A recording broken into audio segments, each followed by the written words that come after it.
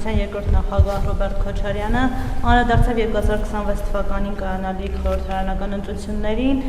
Նախ ուրախություն ձեզ, նայել ձեզ է իր գանձը համարում, դուք ընդդիմությանն եք գանձ համարում, նայել որպես իշխանություն է ձեզ գանձ համարում, ասելով, որ այնքան եք տապալել ամեն ինչ, որ ընդդիմությունը մեծ շանսեր ունի, ավելին ձեր շանսերը զրոգնահատելով, ասաց, որ առնվազն երկու ընդդիմադիր ուժ կան, որ միասին կկարողանան ՀՊ-ին ջախջախել, մեկը իրենք են եւ մյուսը Սամվել Կարապետյանը։ Ինչ եք կարծում, արդյոք դուք այնքան գանձ եք ընդդիմության համար, որ կարող են ձեր սխալները ցույց դնելով ընդդիմությունը դառնալ իշխանություն եւ Սամվել Կարապետյանն ու Ռոբերտ Քոչարյանը արդյոք կկարողանան ձեզ հեռացնել դաշտից։ Այդ հարցերի պատասխանը կտա ժողովուրդը։ Գիտեք, քաղաքացիական պայմանագիր կուսակցության 7-րդ համաժողովի հռչակագրում արձանագրվել է, որ քաղաքացիական պայմանագիր կուսակցությունը 2026 թվականի խորհրդարանական ընտրություններում դիմելու է ժողովրդին ընտրություններին մասնակցելու եւ քաղաքական գործունեության ձևով Հայաստանի կառավարման մանդատը եւս 5 տարի երկարացնելու հարցով։ Սա ընդ որում մենք դա անում ենք հռչակագրով։ Մենք դա արձանագրում ենք հռչակագրով։ Ինչ վերաբերվում է մեր շանսերին, մեր բոլորի շանսերի մասին գնահատականը կտա ժողովուրդը։ Այն որ մենք գիտենք, որ ես ինքս ասացի կուսակցության 7-րդ համաժողովի իմ ելույթում, որ այն քաղաքականությունը, որ մենք իրականացնում ենք եւ իրականացրել ենք 2021 թվականից ի վեր, այդ քաղաքականության հեղինակը ժողովուրդն է։ Այդ քաղաքականության հեղինակը մենք չենք, այդ քաղաքականության հեղինակը ժողովուրդն է, որը շատ ավելի իմաստուն է, քան ցանկացած քաղաքական գործիչ կամ ցանկացած քաղաքական ուժ։ Այստեղ մի խնդիր ունի ժողովուրդը, որ ժողովուրդը մի միասնական ձեռք չունի, որ վերցնի եւ այդ ծրագիրը գրի եւ նաեւ 2021 թվականի ընտրությունների քարոզարշավի արդյունքներով եւ հետագա հաղորդակցության արդյունքներով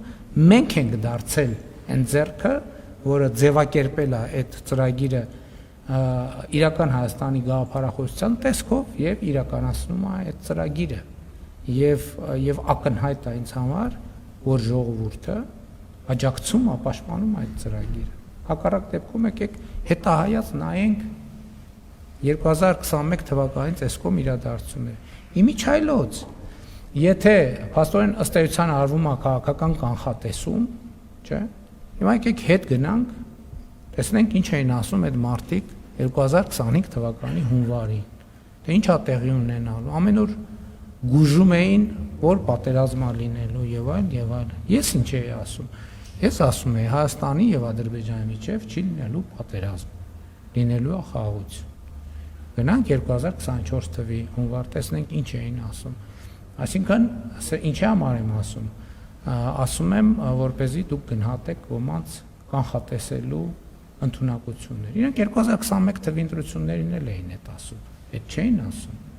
Ասում էին, որ ձեր նշած անձը ասում էր, որ իրենք ասում են, որ պարտվելու են ընտրություններում։ Ասում են, որ քաղաքացիական պայմանագիրը հաղթելու է 2021 թվականի ընտրություններին։ Այդ մարդիկ ամբողջ համոզվածությամբ ասում էին, որ իրենք հաղթելու են ընտրություններին։ Ճիշտ է, ասում են, որ հաղթելու են, իրանք էլ գալու են, գնդակահարելու են, էս են անելու են, այն անելու են։ Ինչ եղավ։ Ինչ եղավ։ Եղավ են, ինչ եղավ։ Հաղթեց ով։ Հաղթեց ժողովուրդը։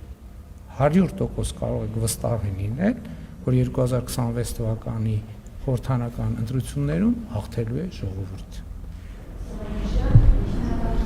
Պարոն Փաշինյան, ձեր առավոտյան տեսաշարը բավականին լայն տարածում է գտել համացանցում եւ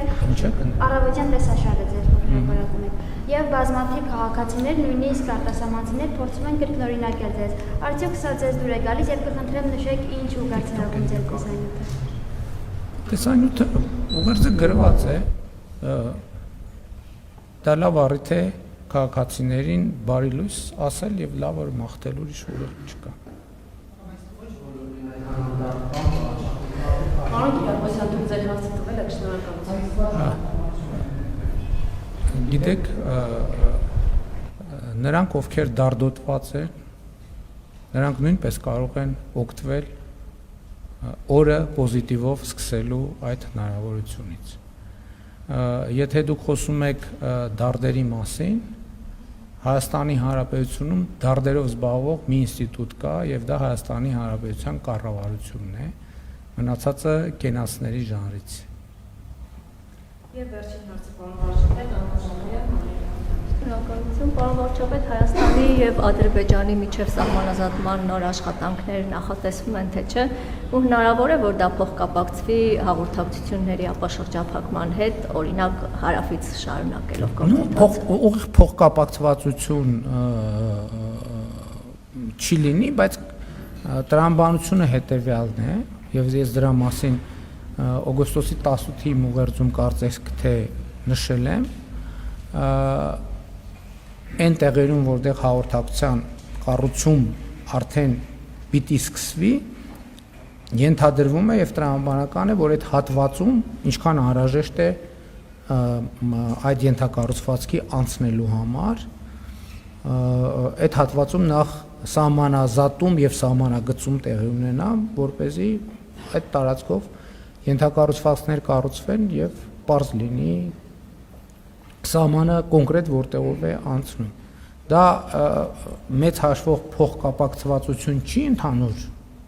սահմանազատման գործընթացի հետ, որը իր տրամաբանությամբ գնալու է, բայց մյուս կողմից սահմանազատում է կապված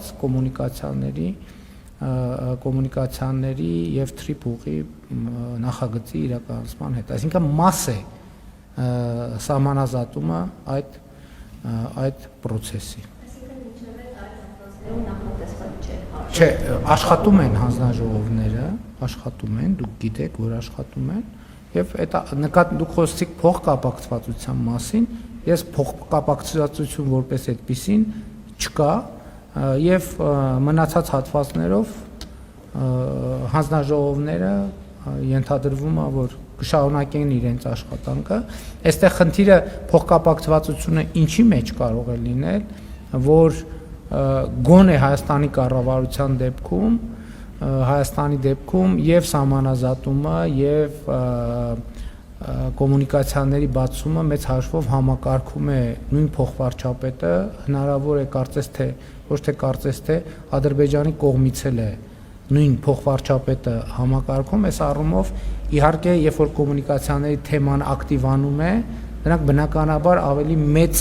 ուշադրություն են դարձնելու, ավելի շատ ժամանակ են տրամադրելու կոմունիկացիաների թեմաներին եւ հետեւաբար գուցե թե ավելի մեծ ուշադրություն կենտրոնանա այս մյուս հարցի վրա, բայց ընդհանուր առմամբ process-ները իրար հետ խորը փոխկապակցվածություն չունեն։